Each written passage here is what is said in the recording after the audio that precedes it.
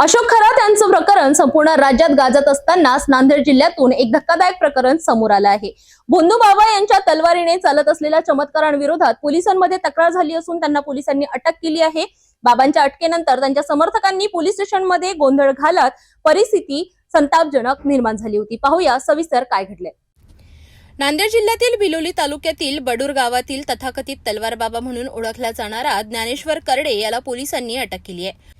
मिळालेल्या माहितीनुसार हा भोंदू बाबा हातात तलवार घेऊन लोकांना घाबरवत आणि अंधश्रद्धेच्या नावाखाली फसवणूक करत होता असा आरोप त्याच्यावर आहे। पोलिसांनी कारवाई करत त्याला ताब्यात घेऊन बिलोली पोलीस ठाण्यात आणले, मात्र त्यानंतर त्याच्या समर्थकांनी पोलीस ठाण्यात मोठा गोंधळ घालत पोलिसांना धमक्या दिल्या।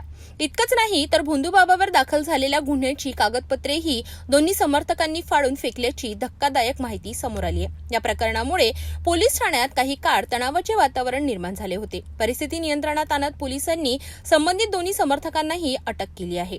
सध्या राज्यात अशोक खरात यांचं प्रकरण ताजं असतानाच नांदेड जिल्ह्यातून समोर आलेली ही घटना अत्यंत धक्कादायक आहे। या घटनेमुळे परिसरात एकच खळबळ उडाली असून अंधश्रद्धेविरोधात पुन्हा एकदा प्रश्नचिन्ह उपस्थित झाले आहेत।